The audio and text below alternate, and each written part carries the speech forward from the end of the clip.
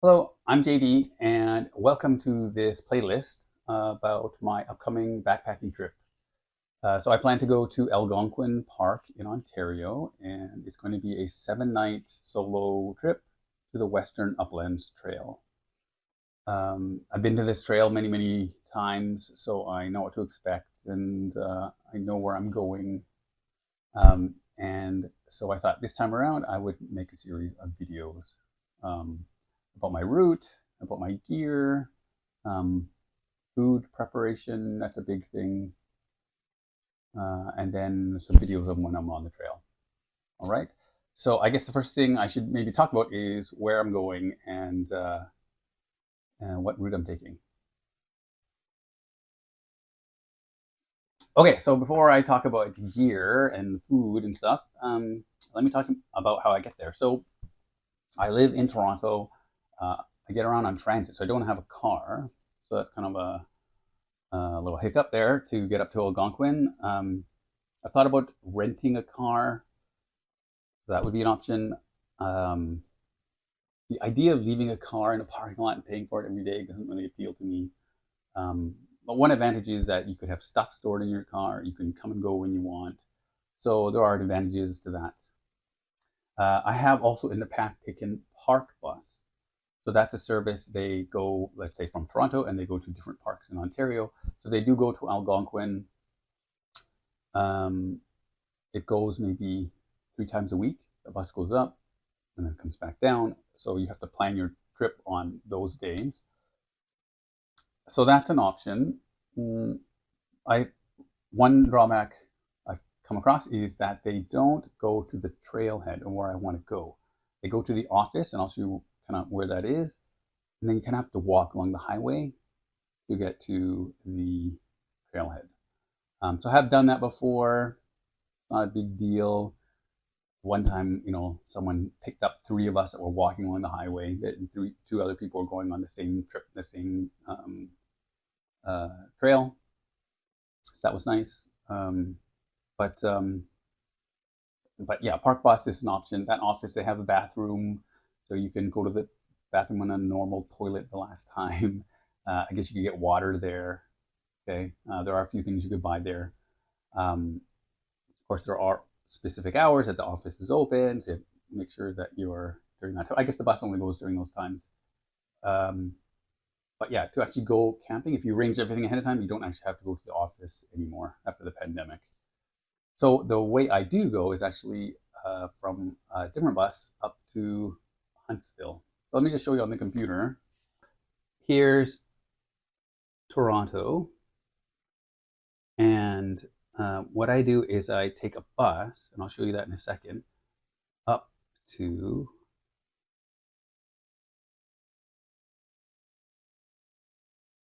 Huntsville here. And this is Algonquin Provincial Park. Okay, it's a really big park. Lots of different ways to get in there. I guess if you're coming from Ottawa, you'd come from this direction. Okay. The bus that I take is this one, Ontario Northland. Okay, so ontarionorthland.ca. And if you come, it's a bus that I'm taking. I'm going to go from Union, let's say. I'm actually going to take the second stop out of the Toronto area, but in the past I've gone from Union to Huntsville. You choose your date, you choose your return date. It goes, in my experience, it goes twice a day, and I take the late one. Like it leaves like 11 or 12 at night. It takes about 3.5 hours to get to Huntsville. It makes one stop at a gas station, so you can, buy, I don't know, pepperoni or a bag of chips or a pop or whatever you want in the middle of the night. And they describe where they drop off. It hasn't been the same in all the years. It has changed over time, but the taxi company will know where to pick you up. Okay. So, as far as I'm aware, there are two taxis companies in Huntsville. And so many years ago, I contacted both and got quotes from both. And I honestly can't remember why I chose one over the other. I had no problems with the one that I ended up going with, so I tend to contact them every time I go. But I assume you can take either. And so I will arrive like I don't have it in front of me, but like something like 3 in the morning and 4 in the morning, and the taxi will meet me. Either they'll be there or they have come like quite quickly after the bus comes through, and they drive me about an hour to the trailhead. So typically, I start my hike at something like 5 in the morning. It's still dark, so I need a flashlight headlamp, and yeah, the taxi drops me off. I pay them, and they head back, and I kind of gear up, and I start my hike, and I have the whole day to go hiking as my first day. So that's typically how I get there. Um, yeah, if you're carless and that works for you, then like maybe that's the way. One of those ways is the best for you. So here's Huntsville. Here's the park, and if we zoom in here along this Highway 60.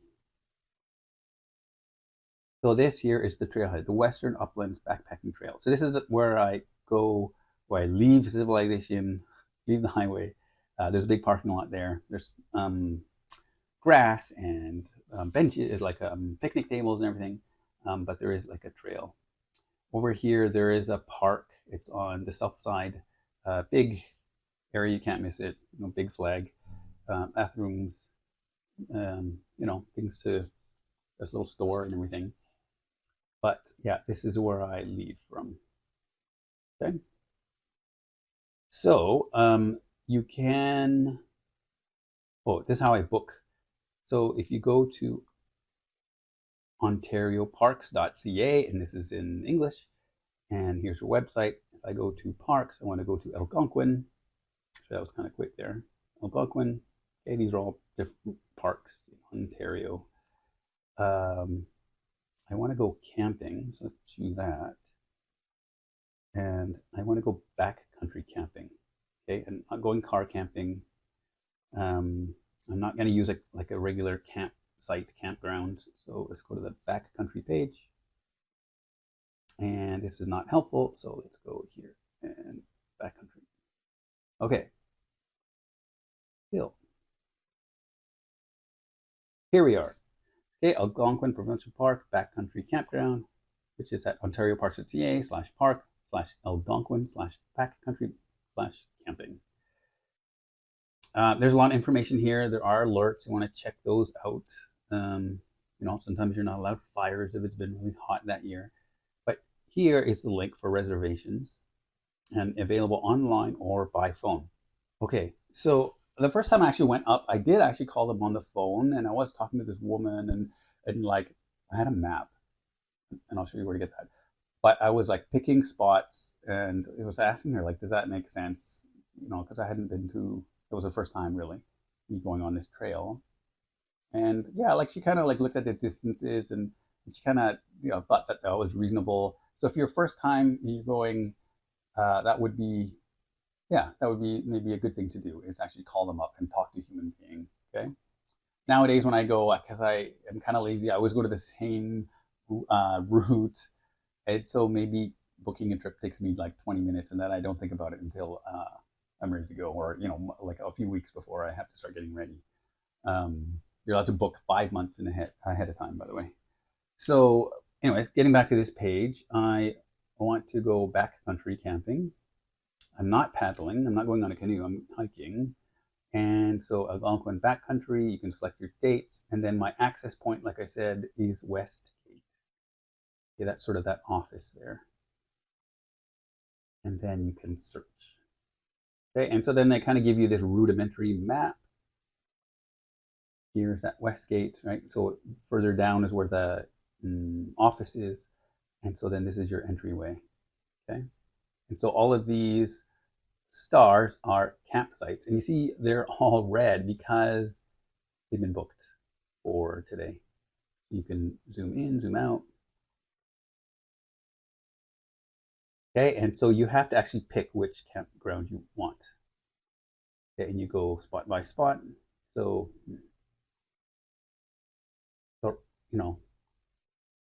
they're all booked right now. So here's a green one. So you would pick that, and over here you get information about it. So how much it costs, sort of the quality average. I don't know, some campsites, yeah, certainly I wouldn't enjoy staying at some of them very long.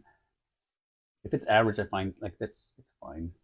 Privacy average. Some of the campsites are like on the trail, so you'll have people walking through. They have pictures here, so you can kind of see like that.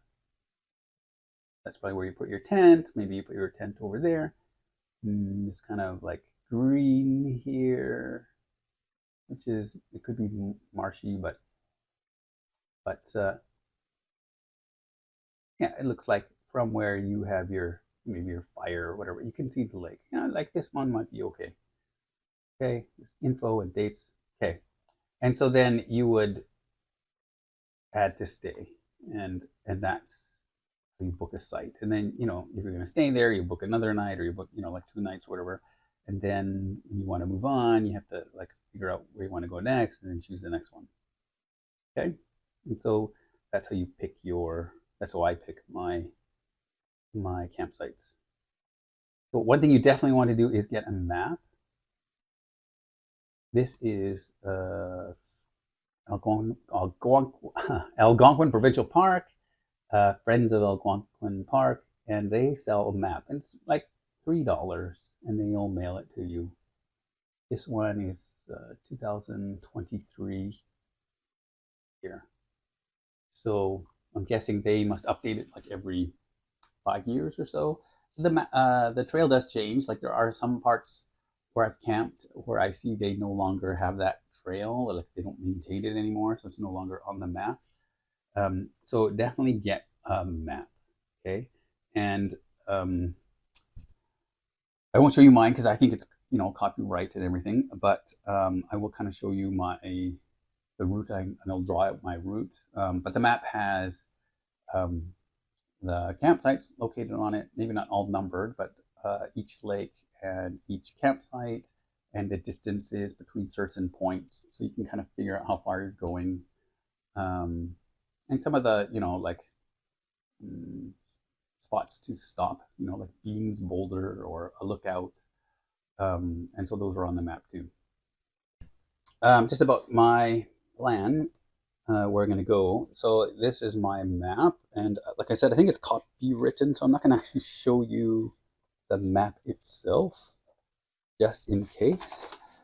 But I'm looking at it here off the side. So, if this was the Highway 60, off like Ox Tongue, well, the trailhead Ox Tongue is here. And the way I think of the Western Uplands Trail is that it's basically 3 loops, like one like that, one like that, and then there's kind of like an extension off this way. There is a way to get in from this side. I've never come from that direction, but there's like 3 loops. And so I think they want people to go clockwise. I do find though that this side is a lot rockier, more difficult than this side. So I will often go this way because my pack is heaviest going in, and then come out when my pack is lighter. I tend to go on the second loop. It's typically a go in one day, camp, and then on the second day I don't see very many people. So if you want like a solitary trip, then I suggest trying to go with the second loop. If you're just starting, then you may want to just kind of go in camp for a few days and come back out. And if something went wrong, you just walk out. Like that's, I guess, a safe thing if you're not too confident yet. This time around, I am going to go clockwise, and so there is like different lakes, scattered throughout. But I plan to go into, so there's a big lake here. This is Maggie Lake, but there's another one called Steep Rise. I plan to go into Steep Rise. So that's about 10 kilometers. I'm going to camp there. And then on my second day, I tend to get up early, but oftentimes I end up at the next camp like before noon. But my next one I want to go to is somewhere over here, and it's called Clara. I'm going to go to Clara 2, the second campsite. This spot I really like, and so I'll spend some time there. And then I'm going to go, actually that's, how far is that? 2, 3, 4.6, 7.1, 12.2. So I don't know, maybe like 12.5 kilometers that day. And, I have all day, so I can take my time and stop along the way and, get water and everything. So, yeah, that's going to be 12.5 kilometers. Eventually, I'll leave Clara and I'll come over to Rainbow. So Rainbow is over kind of like here. And there's a nice spot here. Rainbow 1, I think it is. But anyway, Rainbow. So this is quite, typically I go this way. It can be kind of difficult, like challenging. So it'd be like 3, 5, 8.6, 12, 13. Yeah, 13. So that'd be about 13.5 kilometers. There's lots of lakes, so you can stop and have lunch at a lake and get water and stuff like that. And again, take your time, no rush. And yeah, I do like this campsite, but I'm only going to stay there one night, and then I'm going to come down to Ramona. So Ramona is sort of not drawn very well, but Ramona is like maybe over here. Let's say it's close to this fork here.